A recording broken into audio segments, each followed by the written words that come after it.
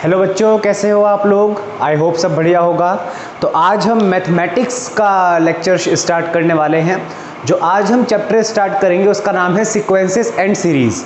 Sequences and series में हम पढ़ते हैं अरिथमेटिक प्रोग्रेशन, ज्योमेट्रिक प्रोग्रेशन और सम स्पेशल सीरीज़ के बारे में। अब काफ़ी बच्चे ये बोलेंगे सर ट्रिग्नोमेट्री आपने कराई, उसके बाद प्रिंसिपल ऑफ मैथमेटिकल इंडक्शन आपने कराया, बीच में sir complex number, quadratic equation और लीनियर इक्वेशन रह जाती है, उसके बाद आपका परमुटेशन कॉम्बिनेशन, फिर सीक्वेंसेस एंड सीरीज़ आता है। तो बच्चों बात ऐसी है कि थोड़ा सा स्पीड पकड़ने के लिए ये चैप्टर अच्छा होता है। मतलब एक स्पीड में जो लेक्चर्स आप जब स्पीड पकड़ते हो, थोड़ा स्कोरिंग हम जब स्पीड पकड़ते हैं तो स्कोरिंग चैप्टर्स पे ज़्यादा फोकस करते हैं। तो इसलिए पहले मैंने सीक्वेंसेस एंड सीरीज़ लिया है।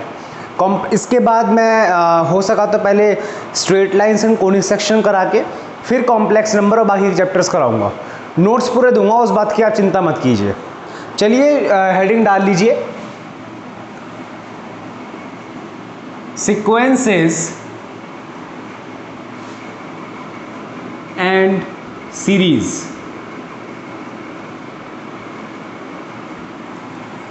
सबसे पहली बात जो आती है निकल के कि सीक्वेंस क्या होता है। सीक्वेंस क्या होता है?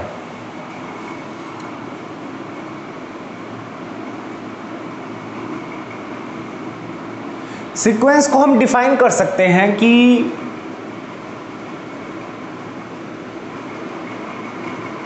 Arrangement of numbers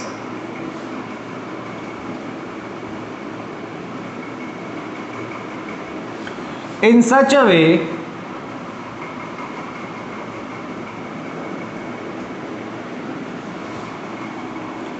that they follow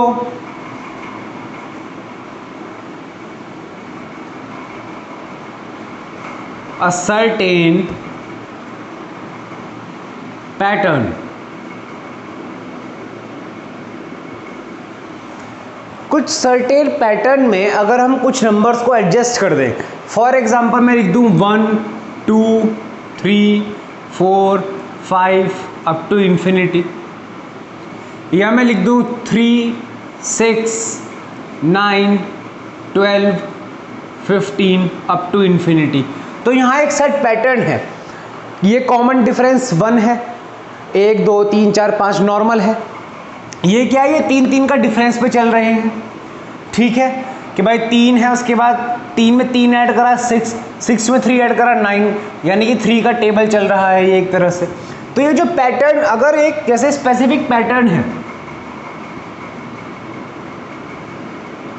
specific pattern है अपने आप में एक सीरीज का, वैसे कोई भी पैटर्न फॉलो कर सकते हैं, any pattern.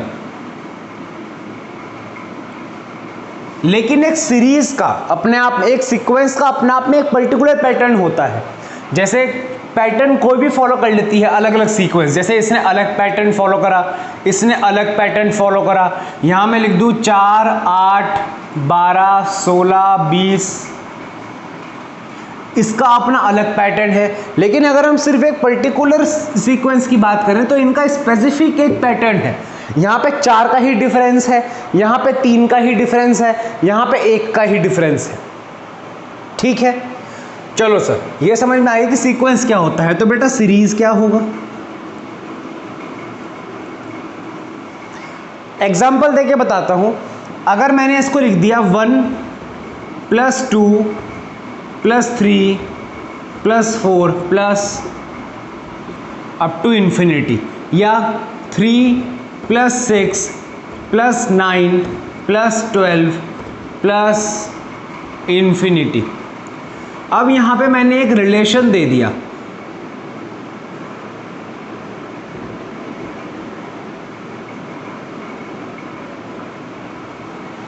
Relation between terms, कि भाई ये इन्फिनिटी तक ऐड हो रहा है, ये भी इन्फिनिटी तक ऐड हो रहा है। इस केस में हम इनको बोलते हैं कि ये एक सीरीज बन चुका है। इस केस में हम बोलते हैं कि सीरीज बन चुका है। एक बहुत ही माइनर सा एग्जांपल लेते हैं कि हम एक सीक्वेंस को डिफाइन कर रहे हैं कुछ ऐसे रिलेशन से। 2 की पावर n से, वेयर n वेरीज फ्रॉम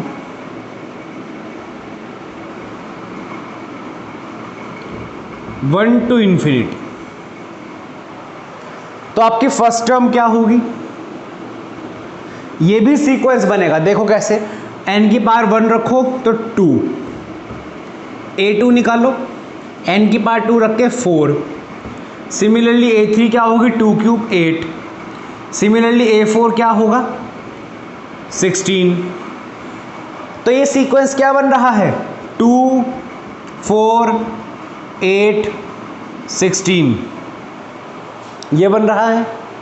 अच्छा, अब आप कहोगे सर 4 - 2 2 है, 8 - 4 4 है, 16 - 8 8 है। इसमें रिलेशन अगर आप निकालना चाहो, अगर मैं आपसे बोलूं कि क्या है इसमें, तो ये रिलेशन है इसका। और अगर मैं आपको डायरेक्ट ये देता, आप क्या बोलते कि सर इनका कॉमन रेशियो है, यानी कि 4/2 2, 8/4 2, 16/8 2, यानी कि 2 कॉमन रेशियो है इनका। ठीक है, तो ये भी जैसे रिलेशन हो गया, सीक्वेंस हो गया। तो ये तो बहुत एक इंट्रोडक्टरी बात थी सीक्वेंस एंड सीरीज के बारे में। असली मज़ा आएगा इसके बाद जब हम अरिथमेटिक प्रोग्रेशन शुरू करेंगे।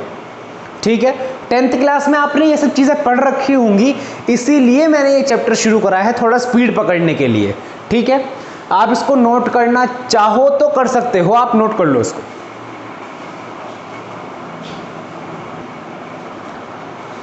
बात आती है बच्चों अरिथमेटिक प्रोग्रेशन क्या होता है।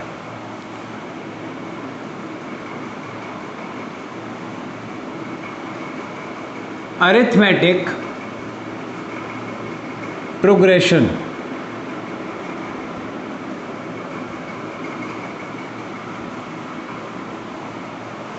ये सब चीज़ें आपने पढ़ी हुई हैं, अगेन बोल रहा हूं मैं, थोड़ा सा अच्छे कॉन्सेप्ट पे बिल्डअप करके इसको 11th क्लास में प्रस्तुत किया जाता है। अच्छा, अगर मैं एक लाइन में आपको बोलूं कि एपी को डिफाइन करो, इसको हम एपी बोलते हैं ना शॉर्ट फॉर्म में, अब से हम भी एपी बोलेंगे, हेडिंग में भी अब एपी लिखेंगे, इतना बड़ा बड़ा कौन लिखेगा। ठीक है बेटा, एपी जो होता है ये एक सीक्वेंस है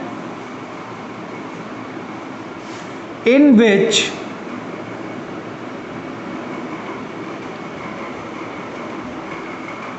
the difference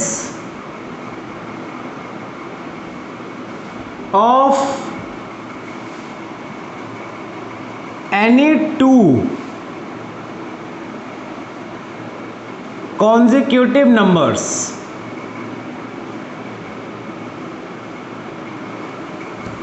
is constant।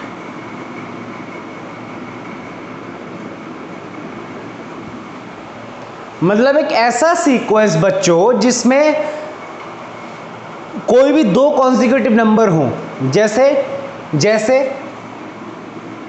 a1 a2 a3 a4 up to infinity, ये एक सीक्वेंस अरिथमेटिक प्रोग्रेशन है। तो a2 - a1, a2 और a1 कॉन्जिक्यूटिव नंबर हैं, एक के बाद एक आने वाले, इक्वल होगा आपका a3 - a2, इक्वल होगा आपका a4 - a3 के, इक्वल होगा आपका a5 - a4 के, and so on. It is called common difference.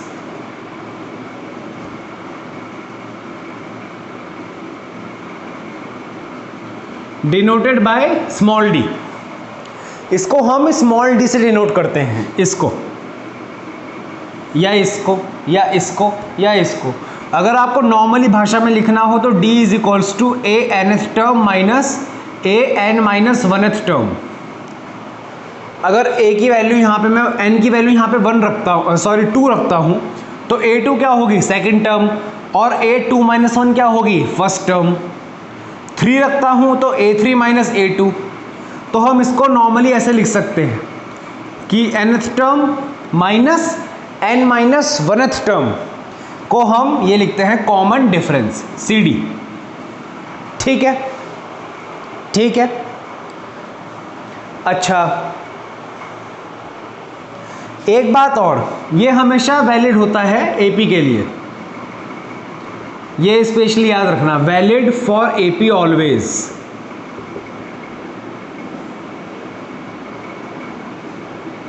Valid for AP always.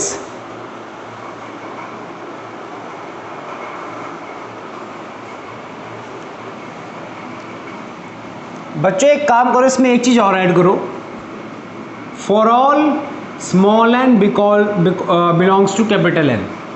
ये जो साइन होता है बच्चों, ये होता है फॉर ऑल का, शायद मैंने पहले बताया होगा आपको, शायद। ये साइन हो गया नेचुरल नंबर्स का।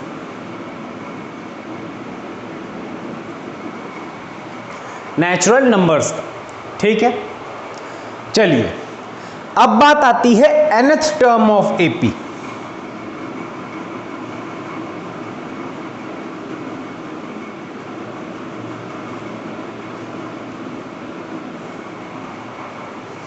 nth term of AP.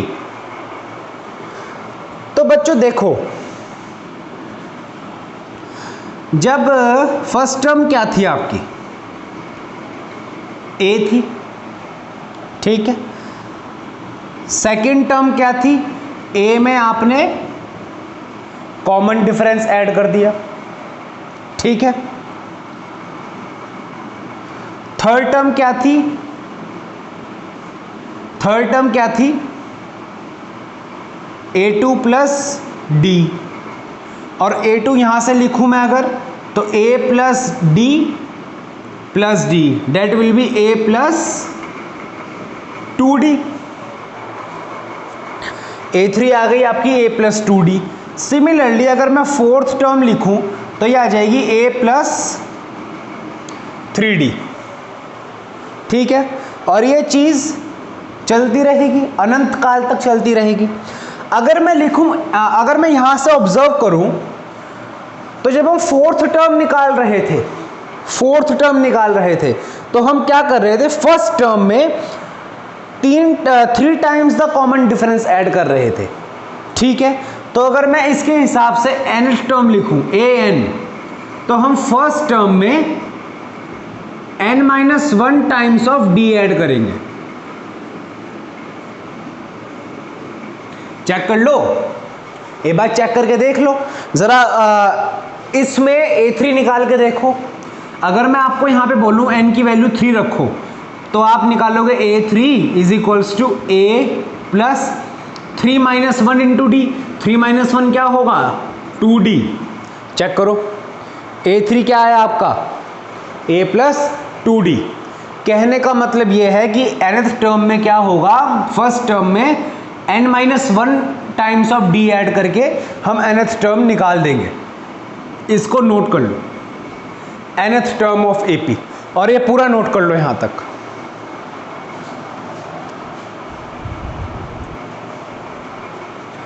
बच्चों अगला टॉपिक डालो,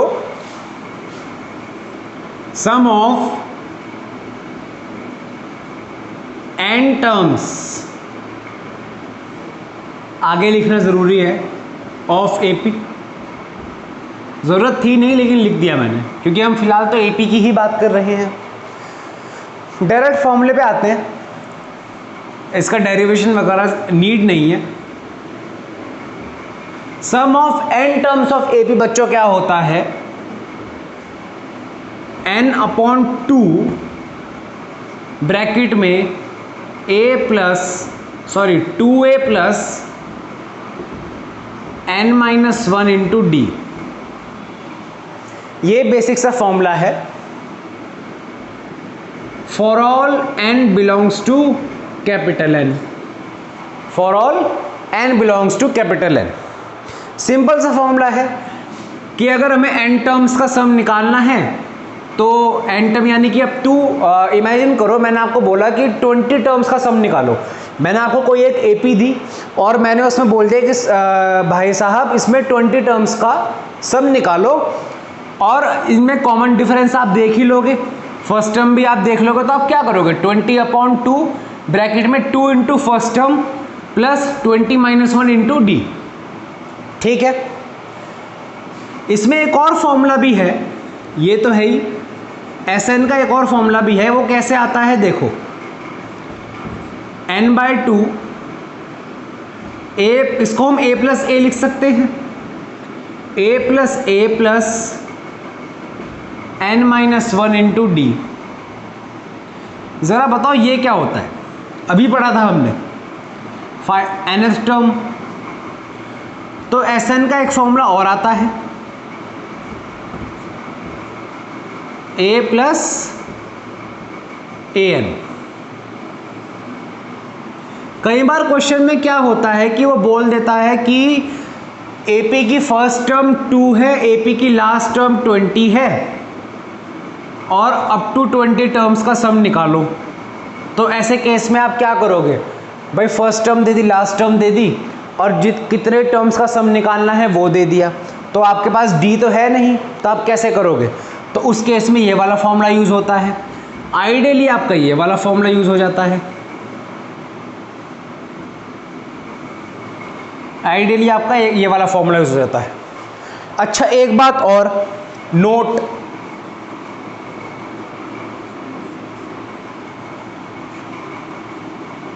this formula is only valid for finite terms। Finite का मतलब जो काउंटेबल हो, कि n की वैल्यू 10, 20, 30, 40, 50, 60, 70, 80, 200, 500, 1000 कहीं तक भी हो, लेकिन काउंटेबल हो, काउंटेबल हो। इनफाइनाइट नंबर के लिए नहीं होगा, क्योंकि अगर मैं आपको बोलूं किसी भी चीज़ का सम ऑफ इनफाइनाइट नंबर्स, तो इन्फिनिटी होगा ना, उसमें तो कोई शक की बात ही नहीं रह जाती। नहीं समझ में आ रहा? चलो यहाँ पे देख लो, आपने मान लिया कि ये इन्फिनिटी के लिए भी वैलिड है। चलो आ जाओ, Sn यहाँ रखो, infinity upon 2a plus n minus 1 into D, sorry infinity minus 1 into D. ठीक है, अब इन्फिनिटी आप क्या इमेजिन कर सकते हो?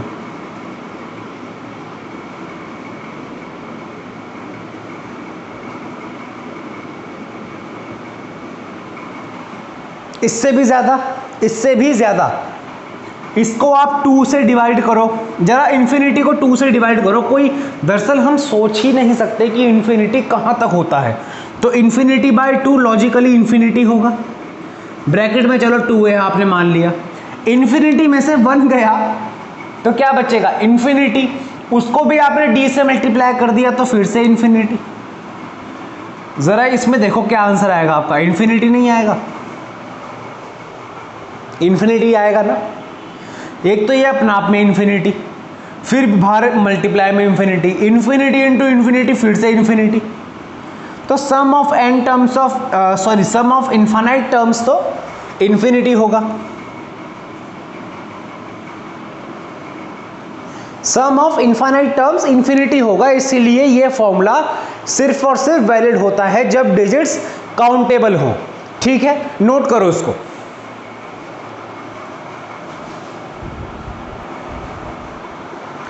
एडिंग और सब्ट्रैक्टिंग एनी स्पेसिफिक नंबर, अगर हम एपी में कोई चीज़ ऐड कर दें या सब्ट्रैक्ट कर दें थ्रू आउट द एपी, कैसे? देखो, एक एपी है a plus d, a plus 2d, a plus 3d, a plus 4d up to infinity, या अप टू an। ठीक है, nth टर्म। ज़रा यहाँ पे ये a1 टर्म होगा, ये a2 टर्म होगा, ये a3, ये a4, ये a5, ये तो अंडरस्टूड चीज़ है। ज़रा a2 माइनस a1 करो, क्या आएगा? जाहिर सी बात है a प्लस डी माइनस ए करेंगे तो d आएगा। A3 माइनस A2 करो, क्या आएगा? A plus 3D minus A minus 2D, again D। Logical है, समझ में आ गया था यहां तक। अब जो बता रहा हूं वो देखना। एडिंग एनी नंबर,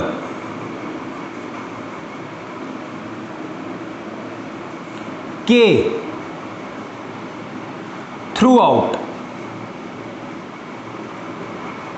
यानी कि K कोई भी एक नंबर है, K P Q R T M N कुछ भी लिख लो, मैंने K ले लिया, हमने ऐड करा तो फर्स्ट टर्म बन जाएगी हमारी A plus K, second term बन जाएगी A plus D plus K, third term बनेगी A plus 2D plus K। ऐसे फिलहाल रहने दो, इसके आगे नहीं लिखते, थोड़ा बड़ा बड़ा हो जाएगा। अब ये A1 है, ये A2 है, ये A3 है, ज़रा A2 माइनस A1 करो, A plus D plus K minus A minus K, क्या आया? D। A3 माइनस A2 करो, A plus 2D plus K minus A minus D minus K, खट खट खट खट खट खट D। यानी कि एडिंग और subtracting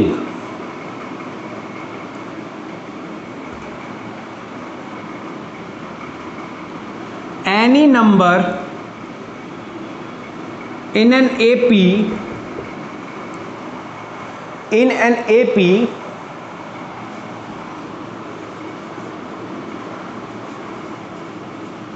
also results in sequence that is an AP। जो सीक्वेंस निकल के आएगा वो भी AP होगा। हाँ, एक पॉइंट और, विद सेम कॉमन डिफरेंस। तात्पर्य ये है बच्चों कहने का कि एक एपी में आप देख सकते हो, अगर हम कोई भी एक स्पेसिफिक टर्म, आप उसको के बोल सकते हो, M N P Q R S T, जो मन में आए बोलो, अगर हम एक स्पेसिफिक टर्म ऐड कर दे थ्रू आउट द एपी या सब्ट्रैक्ट कर दे थ्रू आउट द एपी, अगर मैंने इसको यहाँ पे माइनस भी किया होता, ऐड या सब्ट्रैक्ट कुछ भी करें, तो भी जो रिजल्टेंट सीक्वेंस निकल के आएगा वो भी एपी ही होगा और सेम कॉमन डिफरेंस के साथ आएगा। चाहे आप यहाँ चेक कर लो, यहाँ पे डी था, जब हमने के टर्म ऐड कर दिया तो भी डी डी आ रहा है, कॉमन डिफरेंस सेम है और एपी भी है। ठीक है, नोट कर लो, इंपॉर्टेंट पॉइंट है ये।